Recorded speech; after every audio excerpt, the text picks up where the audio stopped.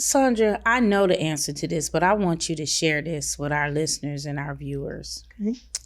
What made you start your own law firm, and how did you do it? Yeah, because we were blown away when we found this out. Yeah, that's an interesting story. Well, I started as a public defender. I'm the first and only lawyer in my family. Okay. So I didn't Love have personal knowledge and, the notes and everything to get through law school, and kind of negotiated how to do that. And in my third year, I was working as a public defender during law school. And I had a mentor who said, you're too good. You should go to New York.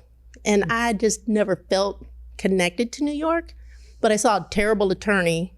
I'm sitting back with my 14 cases for that day, and he had one case, got a terrible deal, and was called ahead of me because he was in private practice. I said, he just made my whole 2-week check on one case. Wow. I can do that. But who am I going to talk to? I read a book. The book, I don't know the author, was called How to Start and Run Your Law Firm Without Missing a Meal. Now that spoke to me because I like to eat. I didn't want to be hungry. I didn't want to be hungry. And you know what? I never missed a meal.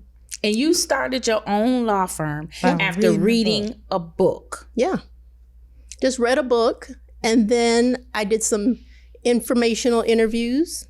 So I knew someone who owned a building and was leasing space. I was like, well, but where do you get your clients from? I mean, you don't even know what you don't know. Yeah. Where do you need insurance? Do you have to advertise? I just didn't know anything. So with the book and then the personal and informational interviews, January 1st, 1996 is when I started my firm in Minneapolis. Wow. Mm-hmm. Now, that's why I ask about your yes, because so many people, they think of things that they want to do. And the minute they realize they don't know how to do it, that stops the conversation.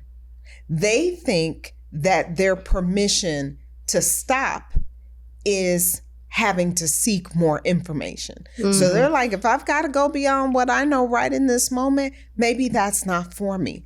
What made you say, I want to do this, and I believe a book, what it's given me, is enough for me to try? You know what? I grew up in Detroit. I moved around the Midwest, and we always had a set of encyclopedias. So just thinking, when you keep saying book, I just had a vision. We would ask a question, and my parents would say, go look it up in the encyclopedia. Right. Well, you remember when every household had this set of encyclopedias, And they were paying on it monthly. Girl, yes, the man used to come to the house, the door. selling them. All of the above. And now everybody has Google. But I'm like, but how can I look it up if I don't know how to spell it? You better They're like, sound you'll it figure out it or out. something. Yes. Yeah. So I've just always had that figure it out mentality. I think Detroit makes hustlers, polished hustlers. And so I just always feel like you get as much as you hustle for. I never felt like people were just going to give me things. Yeah. So book was the first place to start. We didn't have Google and things. So yeah, I read a book. Wow.